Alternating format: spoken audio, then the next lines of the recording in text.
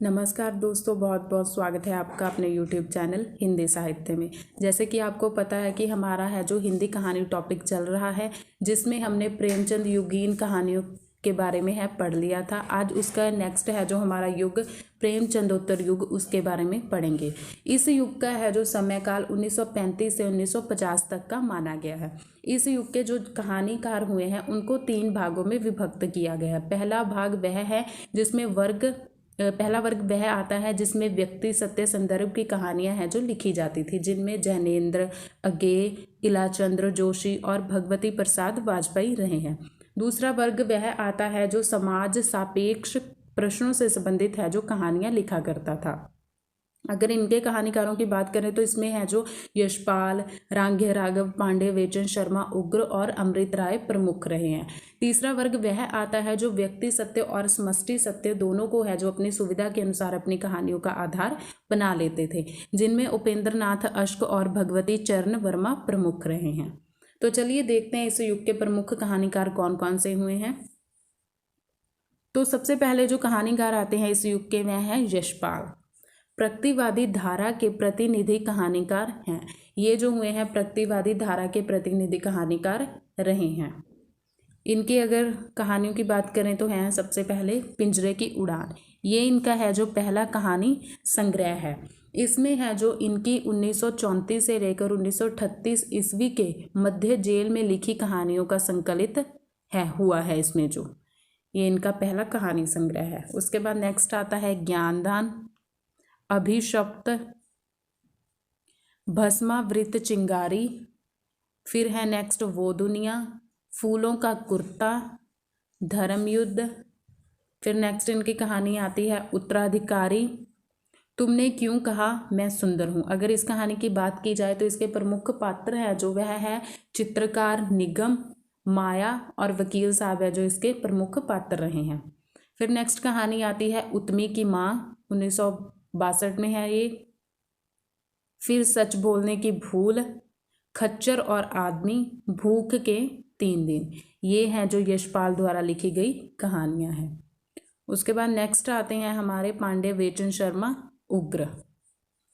इनकी हैं जो कहानियां हैं इस प्रकार से हैं। सबसे पहले जो आती है इनकी कहानी चिंगारियां, 1923। ये इनका कहानी संग्रह है।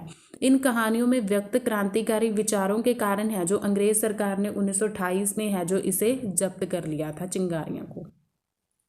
फिर नेक्स्ट आती है श्रृंगार मंडली, इंद्रधनुष, दोजख की आग, 1929, निर्लज्जा, 1929, उग्र का हास्य, 1939 और उसकी माँ। ये है जो पांडे वेचन शर्मा उग्र द्वारा लिखी गई कहानियां हैं। उसकी माँ है जो इसी कहानी के आधार पर नंद दुलारे वाजपेयी ने है जो उग्र को हिंदी का पहला राजनीतिक कहानीकार माना है, उसकी माँ कहानी के संबंध में।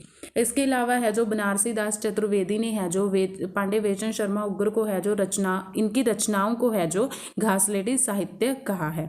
अगर ये कभी पूछा जाए कि किसके साहित्य को घासलेटी साहित्य कहा जाता है तो वह है पांडे वेचन शर्मा उग्र, और ये कहा है बनारसी दास चतुर्वेदी जी ने। उसके बाद नेक्स्ट कहानीकार हमारे आते हैं इलाचंद्र जोशी।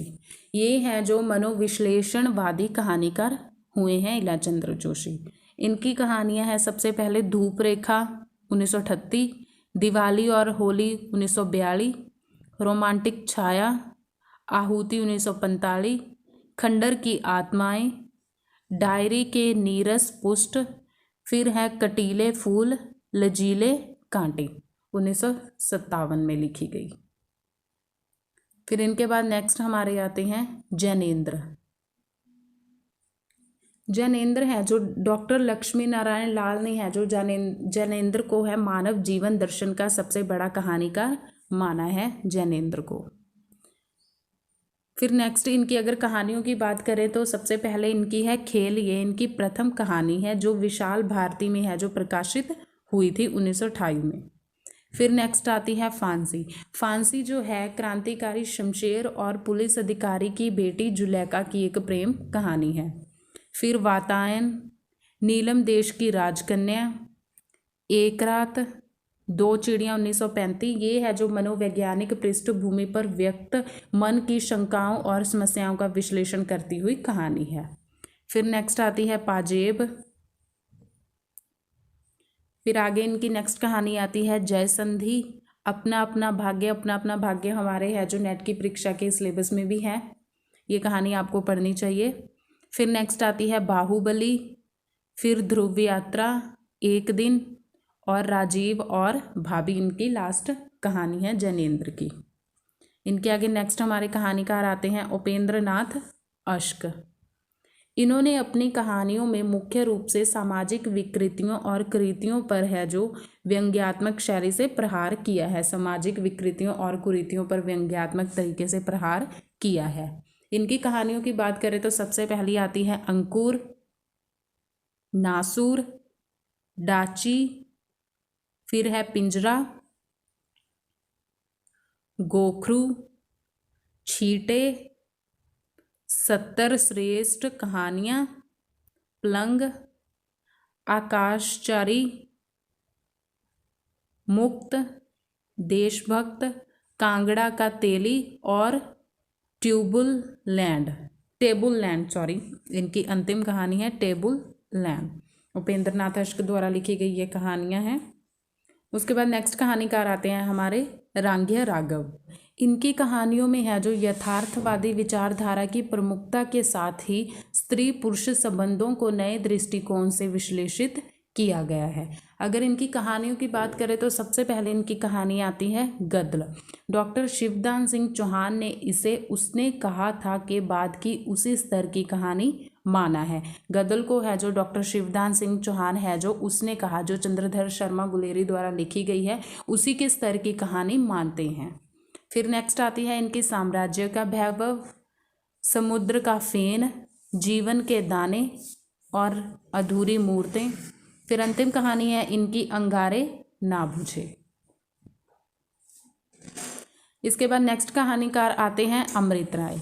अमृत राय द्वारा लिखी गई कहानियां हैं। सबसे पहले आती है जीवन के पहलू, 1947 में लिखी गई, सतरंगे कफन। उसके बाद है इतिहास। ये है जो अमृत राय द्वारा लिखी गई कहानियां हैं। फिर अंतिम कहानीकार आते हैं इस युग के हमारे अगे की कहानियां देखते हैं। सबसे पहले आती है रोज, फिर है लेटर बॉक्स, फिर है शरणदाता, फिर है बदला। लेटर बॉक्स, शरणदाता और बदला जो है देश विभाजन पर आधारित कहानियां हैं इनकी। फिर नेक्स्ट आती है परंपरा, कोठरी की बात, शरणार्थी, जयदौल, अमर बलरी, ये तेरे प्रतिरूप। ये है जो अगे द्वारा लिखी गई कहानियां हैं। तो दोस्तों ये थी हमारी आज की वीडियो, जिसमें है जो हमने प्रेमचंदोत्तर युगीन कहानीकारों के बारे में पढ़ा। उम्मीद करती हूँ आपको आज की वीडियो अच्छी लगी होगी। इसे लाइक शेयर सब्सक्राइब करना ना भूलें। मिलते हैं एक और नई वीडियो के साथ, तब तक के लिए धन्यवाद।